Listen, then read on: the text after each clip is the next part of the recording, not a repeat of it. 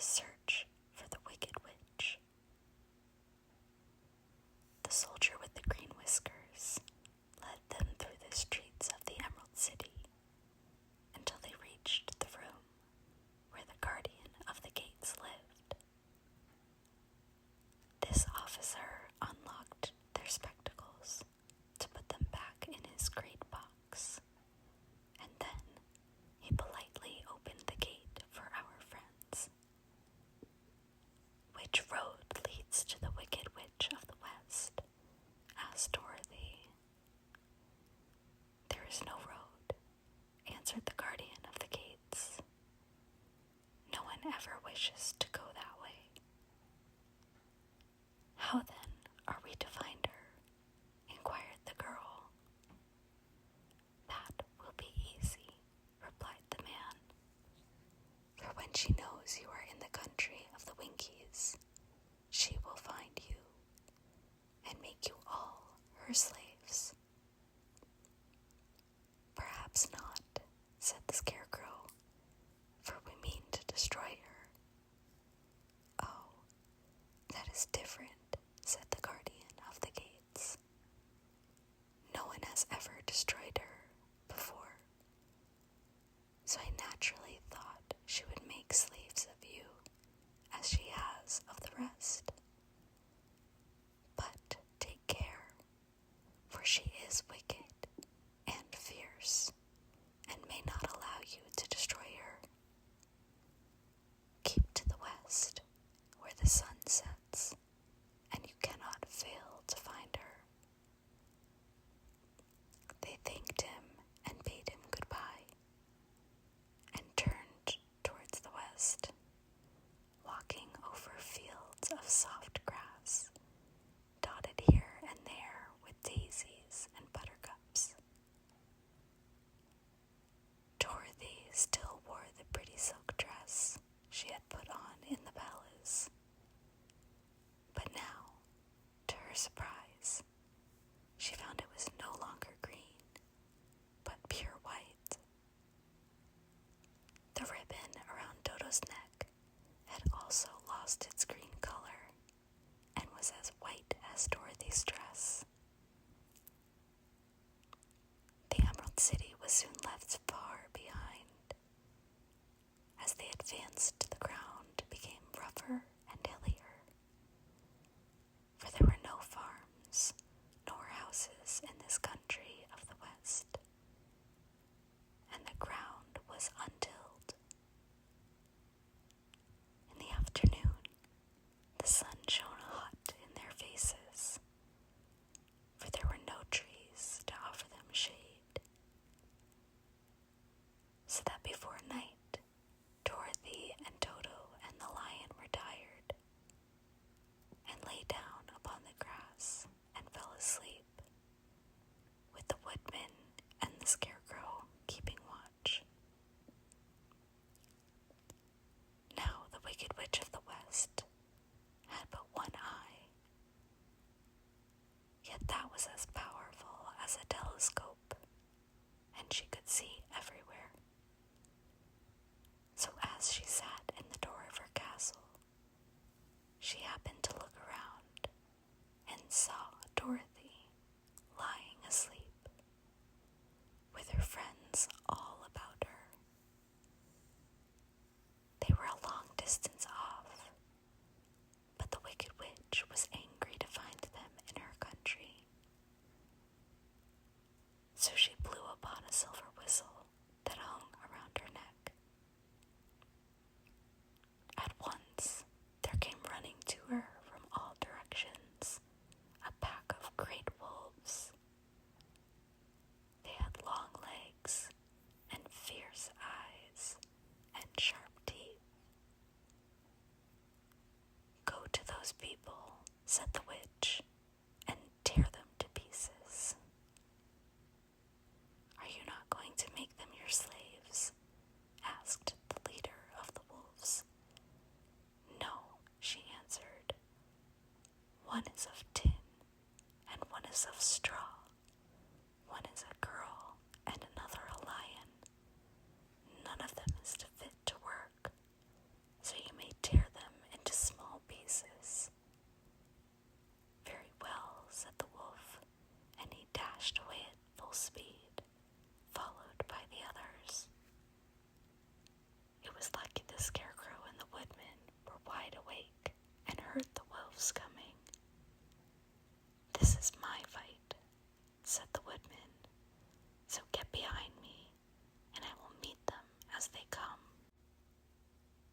seized his axe, which he had made very sharp, and as the leader of the wolves came on, the Tin Woodman swung his arm and chopped the wolf's head from its body so that it immediately died. As soon as he could raise his axe, another wolf came up, and he also fell under the sharp edge of the Tin Woodman's weapon. There were 40 wolves, and 40 times a wolf was killed, so that at last they all lay dead in a heap before the Woodman. Then he put down his axe and sat behind the Scarecrow, who said, "It was a good fight, friend." They waited until Dorothy awoke the next morning. The little girl was quite frightened when she saw the pile of shaggy wolves. But the Tin Woodman told her all. She thanked him for saving them and sat down to breakfast, after which they started again upon their journey. Now this same morning, the Wicked Witch came to the door of her castle and looked out with her one eye that could see far off. She saw all her wolves lying dead, and the strangers still traveling through her country. This made her angrier than before, and she blew her silver whistle twice. Straightway, a great flock of wild crows came flying towards her, enough to darken the sky. And the Wicked Witch said to the King Crow, "Fly at once to the strangers, peck out their eyes and tear them to pieces." The wild crows flew in one great flock toward Dorothy and her companions. When the little girl saw them coming, she was afraid. But the Scarecrow said, "This is my battle, so lie down beside me, and you will not be harmed." So they all lay upon the ground except the Scarecrow. And he stood up and stretched out his arms. And when the crows saw him, they were frightened, as these birds always are by scarecrows, and did not dare to come any nearer. But the King Crow said, "It is only a stuffed man. I will peck his eyes out." The King Crow flew at the Scarecrow, who caught it by the head and twisted its neck until it died. And then another crow flew at him, and the Scarecrow twisted its neck also. There were 40 crows, and 40 times the Scarecrow twisted a neck, until at last all were lying dead beside him. Then he called to his companions to rise, and again they went upon their journey. When the Wicked Witch looked out again and saw all her crows lying in a heap, she got into a terrible rage and blew 3 times upon her silver whistle. Forthwith there was heard a great buzzing in the air, and a swarm of black bees came flying toward her. "Go to the strangers and sting them to death," commanded the witch. And the bees turned and flew rapidly until they came to where Dorothy and her friends were walking. But the Woodman had seen them coming, and the Scarecrow had decided what to do. "Take out my straw and scatter it over the little girl and the dog and the lion," he said to the Tin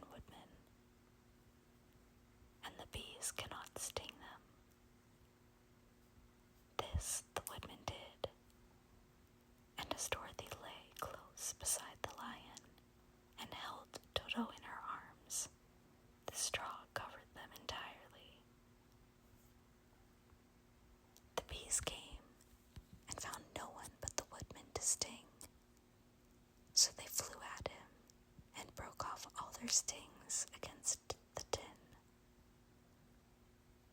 without hurting the Tin Woodman at all. And as bees cannot live when their stings are broken, that was the end of the black bees, and they lay scattered thick around the Woodman like little heaps of fine coal. Then Dorothy and the lion got up, and the girl helped the Tin Woodman put the straw back into the Scarecrow again, until he was as good as ever. So they started upon their journey once more. The Wicked Witch was so angry when she saw her black bees in little heaps, like fine coal, that she stamped her foot and tore her hair and gnashed her teeth. And then she called a dozen of her slaves, who were the Winkies, and gave them sharp spears, telling them to go to the strangers and destroy them. The Winkies were not a brave people, but they had to do as they were told, so they marched away until they came near to Dorothy. Then the lion gave a great roar and sprang toward them, and the poor Winkies were so frightened that they ran back as fast as they could.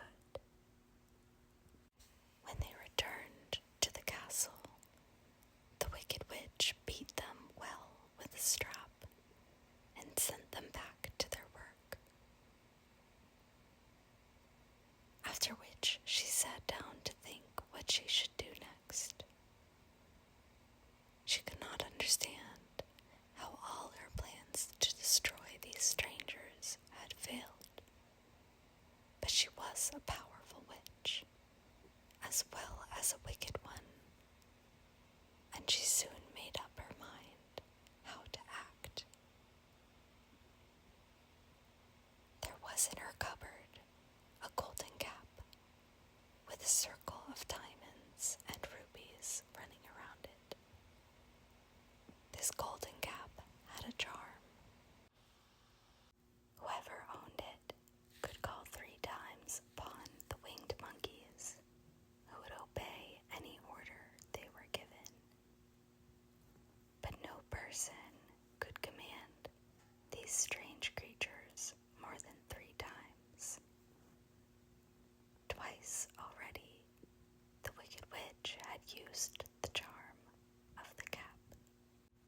Once was when she had made the Winkies her slaves, and set herself to rule over their country. The winged monkeys had helped her do this. The second time was when she had fought against the great Oz himself and driven him out of the land of the West. The winged monkeys had also helped her in doing this. Only once more could she use this golden cap, for which reason she did not like to do so until all her powers were exhausted. But now that her fierce wolves and her wild crows and her stinging bees were gone, and her slaves had been scared away by the cowardly lion, she saw there was only one way left to destroy Dorothy and her friends. So, the Wicked Witch took the golden cap from her cupboard and placed it upon her head. Then she stood upon her left foot and said slowly, "Epi, Pepi, Kaki." Next, she stood upon and said, "Hello, hello, hello." After this, she stood upon both feet and cried in a loud voice, "Sissy, sussy, sick." Now the charm began to work. The sky was darkened, and a low, rumbling sound was heard in the air. There was a rushing of many wings, a great chattering and laughing, and the sun came out of the dark sky to show the wicked witch surrounded by a crowd of monkeys, each with a pair of immense and powerful wings on his shoulders. One, much bigger than the others, seemed to be their leader. He flew close to the witch and said, "You have called us for the third and last time. What do you command?" "Go to the strangers who are within my land and destroy them all except the lion," said the wicked witch. "Bring that beast to me, for I have a mind to harness him like a horse and make him work." "Your command shall be obeyed," said the leader.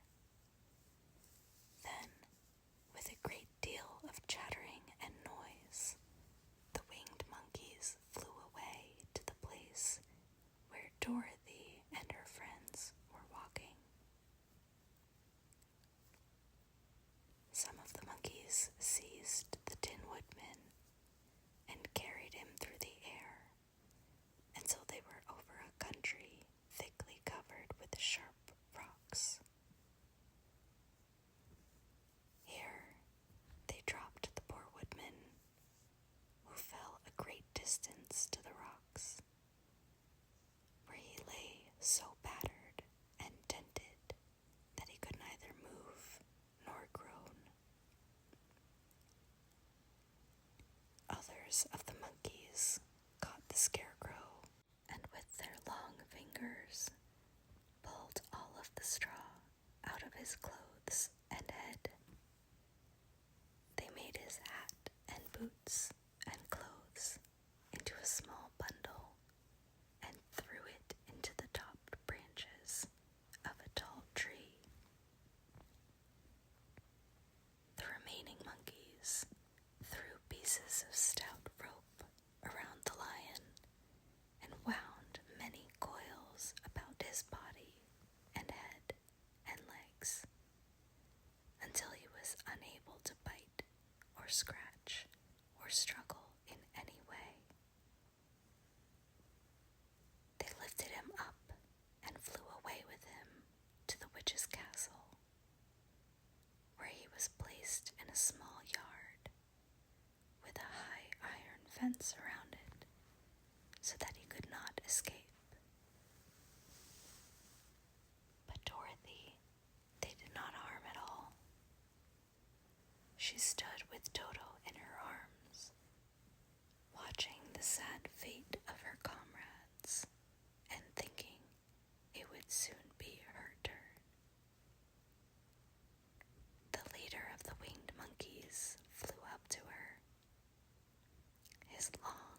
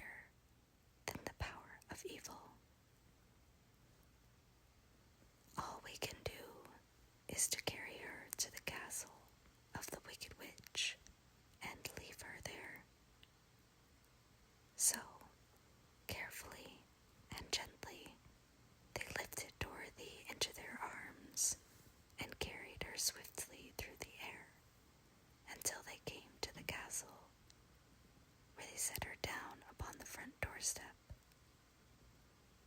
Then the leader said to the witch, "We have obeyed you as far as we are able. The Tin Woodman and the Scarecrow are destroyed, and the lion is tied up in your yard. The little girl we dare not harm, nor the dog she carries in her arms. Your power over our band is now ended, and you will never see us again." Then all the winged monkeys, with much laughing and chattering and noise, flew into the air and were soon out of sight. The Wicked Witch was both surprised and worried when she saw the mark on Dorothy's forehead, for she knew well that neither the winged monkeys nor she herself dare hurt the girl in any way. She looked down at Dorothy's feet, and seeing the silver shoes, began to tremble with fear, for she knew what a powerful charm belonged to them.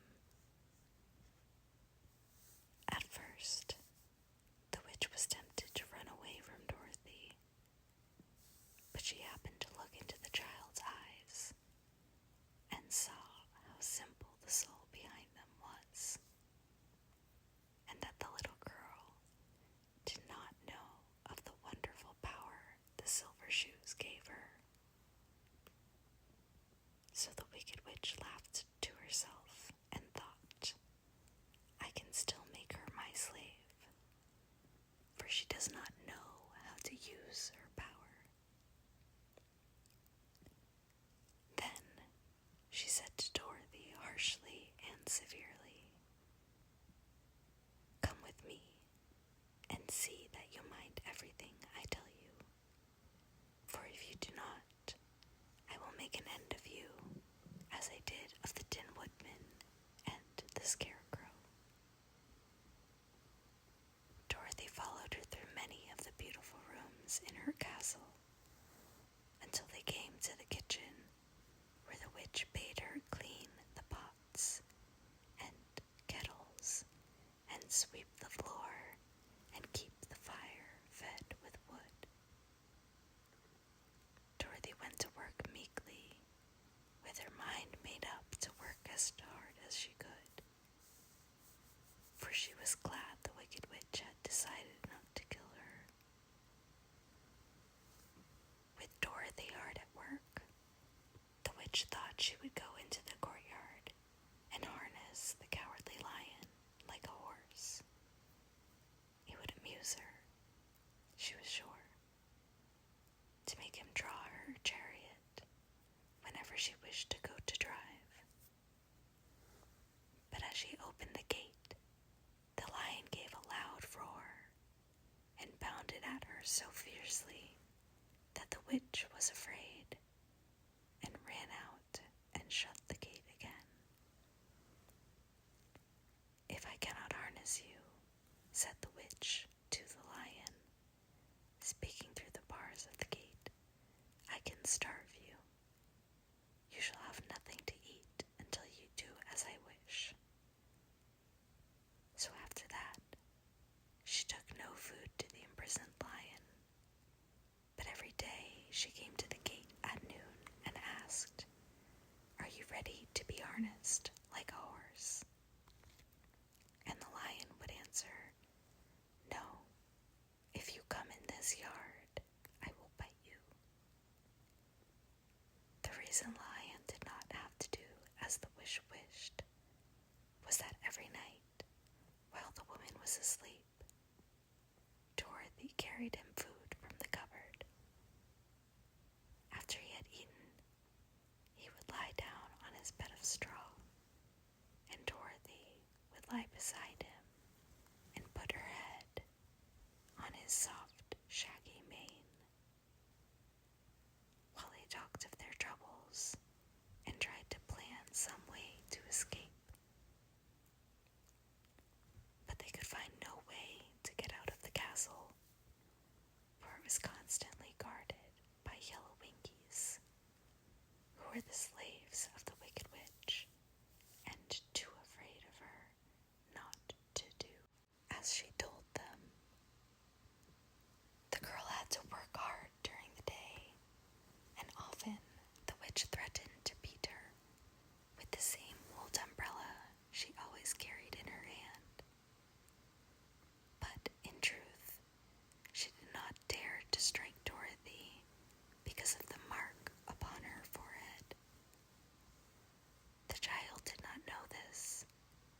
was full of fear for herself and Toto.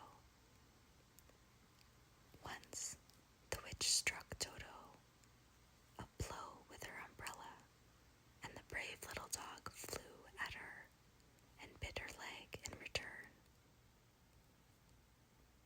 The witch did not bleed where she was bitten, for she was so wicked that the blood in her had dried up many years before. Dorothy's life became very sad as she grew to understand that it would be harder than ever to get back to Kansas and on Dem again. Sometimes she would cry bitterly for hours, with Toto sitting at her feet and looking into her face, whining dismally to show how sorry he was for his little mistress. Toto did not really care whether he was in Kansas or the land of Oz, so long as Dorothy was with him. But he knew the little girl was unhappy, and that made him unhappy too. Now the Wicked Witch had a great longing to have for her own the silver shoes which the girl always wore. Her bees and her crows and her wolves were lying in heaps and drying up, and she had used up all the power of the golden cap. But if she could only get hold of the silver shoes, they would give her more power than all the other things she had lost. She watched Dorothy carefully to see if she ever took off her shoes, thinking she might steal them. But the child was so proud of her pretty shoes that she never took them off, except at night when she took her bath. The witch was too much afraid of the dark to dare go in Dorothy's room at night to take the shoes, and her dread of water was greater than her fear of the dark, so she never came near when Dorothy was bathing. Indeed, the old witch never touched water, nor even let water touch her in any way. But the wicked creature was very cunning, and she finally thought of a trick that would give her what she wanted. She placed a bar of iron in the middle of the kitchen floor, and then, by her magic arts, made the iron invisible to human eyes, so that when Dorothy walked across the floor, she stumbled over the bar, not being able to see it, and fell at full length.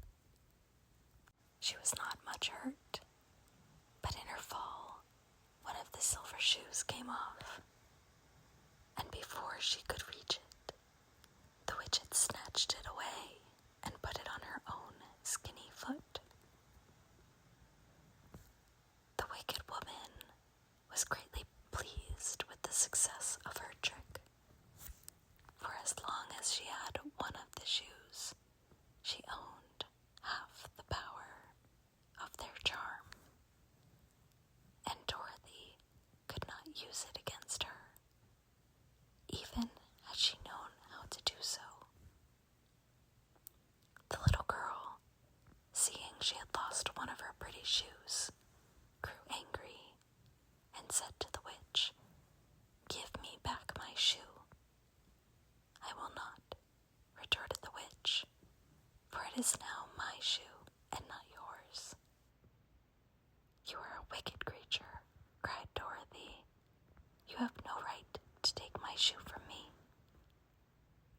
"I shall keep it just the same," said the witch, laughing at her, "and someday I shall get the other one from you too."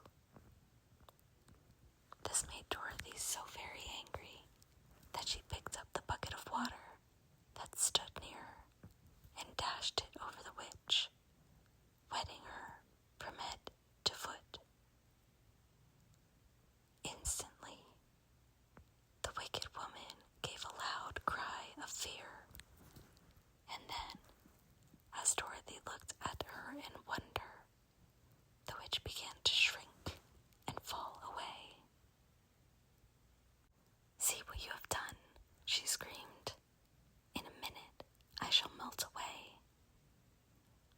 sorry indeed.